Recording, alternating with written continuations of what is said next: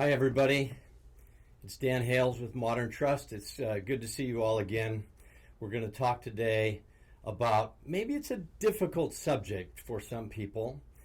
We're going to talk about what to do with your trust or your will if you're thinking of getting divorced or if you're in the middle of a divorce.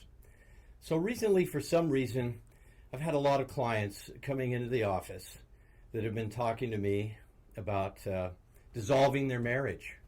In some cases, these people have been married for 20, 30 years, long time, and in some cases, just a few years. But it's never an easy process getting divorced. It can be painful emotionally, and legally it can be painful and expensive, and it can take a long time to get through.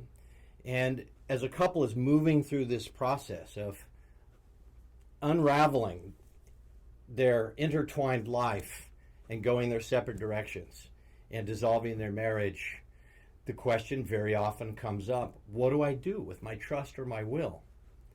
Because if you're married and you've created a trust, you probably named your spouse as your primary beneficiary.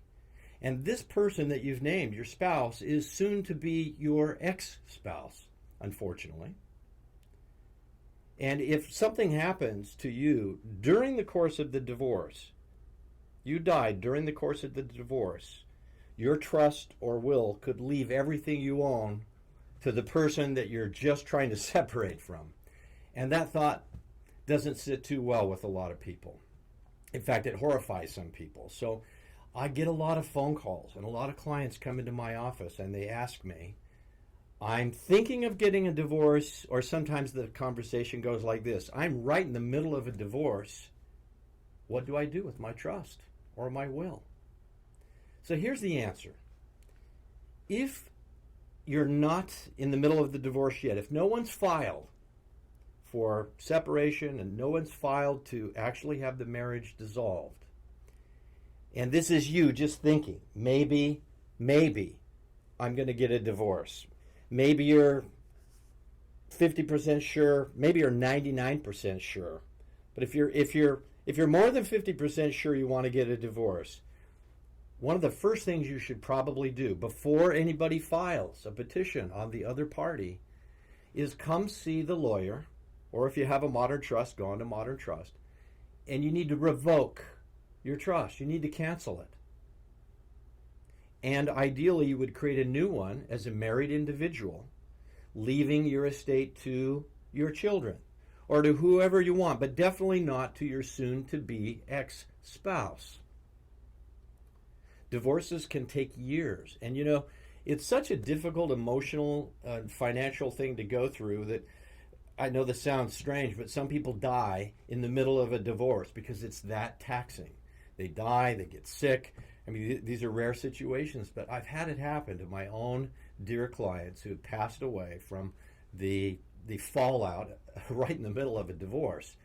And if their old will or trust is in place, again, as I said, all of that person's money could go to the person that they dislike the most in this world and that they're trying to separate from. So if you haven't filed for divorce yet, this is step number one.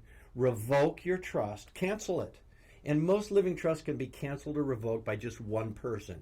You don't have to have two signatures to revoke a revocable living trust.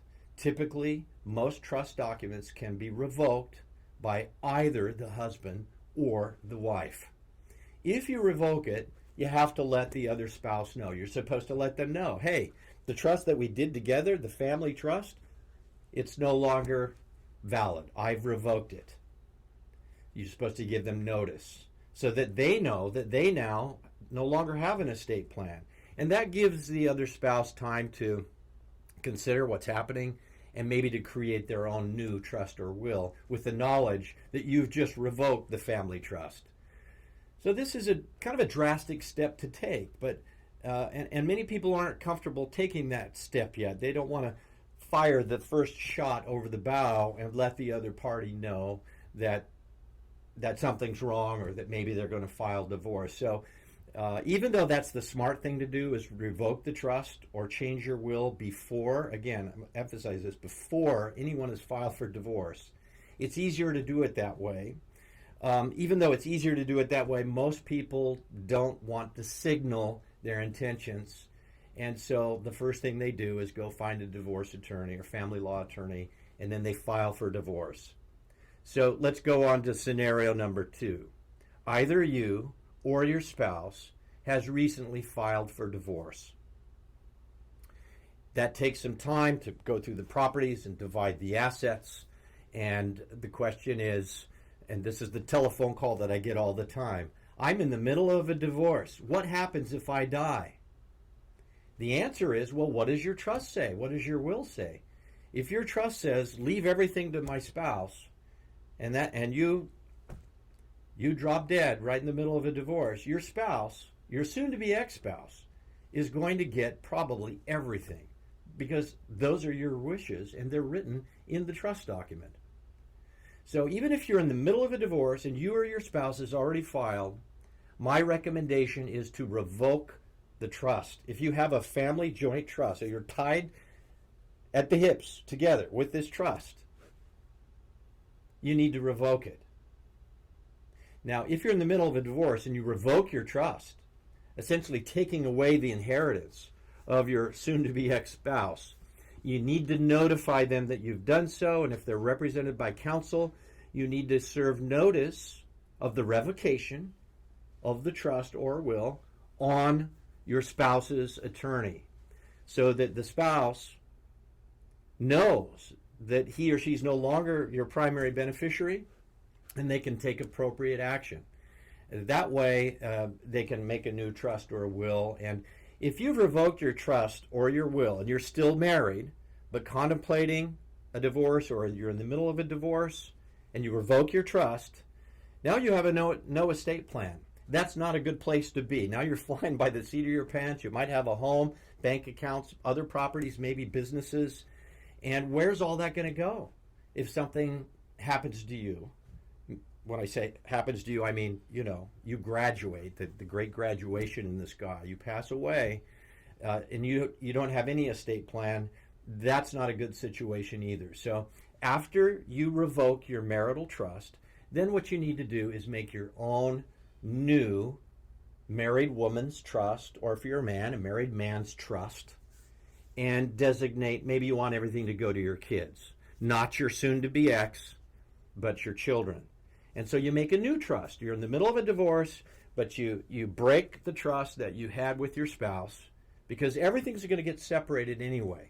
So revoke the old trust, make a new one. You can make your own living trust as a married man or a married woman.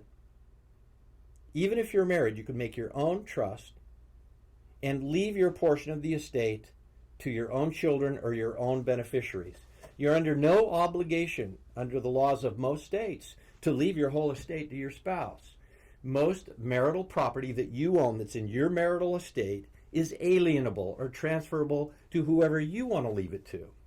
So again, step 2, if you're already in a divorce, revoke the marital trust, give notice to the other attorney and your spouse so they know it's been revoked, and then create a new married individual separate trust.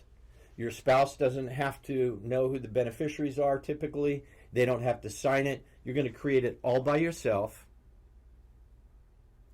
And then you're going to have a will, a new pour-over will, that leaves everything to your new trust. That's the first thing you're going to do.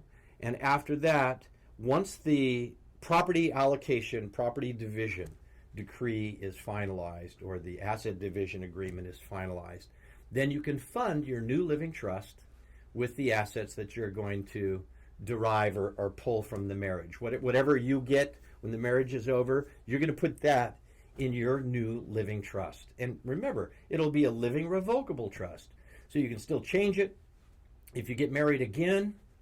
And yes, don't lose hope that you could get married again. You can always amend it and add in a new spouse or a new partner or new children. You can change the beneficiaries, change the trustees. You just want to make sure that you're not leaving your estate to your ex-spouse. So that's really kind of the message today. I know dissolving a marriage is extremely difficult in many ways. It's not fun to go through. There is life on the other side. There's a new chapter for your life, new opportunities, and great new opportunities, hopefully. But be sure you terminate the trust or will that leaves everything to your ex-spouse, and do it in a professional way. It's not illegal to do that. You just have to make sure the other side knows if you're in the middle of a divorce, or if you're thinking ahead. And most people don't do this, but if you are thinking ahead, revoke it before you start the divorce proceedings. And then once the assets are divided and you know what's truly yours and what's going to be your spouse's, then you're going to transfer those properties and business interests and securities and bank accounts and so forth into your own trust under your own name as trustee of your own revocable trust. So you still need a trust, but that old marital trust that you did with your former spouse is that's going to be a chapter that's going to be closed. It might have been a good chapter, it might have been a bad chapter, but that chapter in the story of your life is going to be concluded, and you're going to start a new chapter with a new trust. Well, I hope that's helpful. That's should give you a little bit of a game plan if you're going through a dissolution of your marriage. So if you fall into this category, stay positive, good luck, get good legal counsel, and make sure your estate planning stays up to date throughout the process.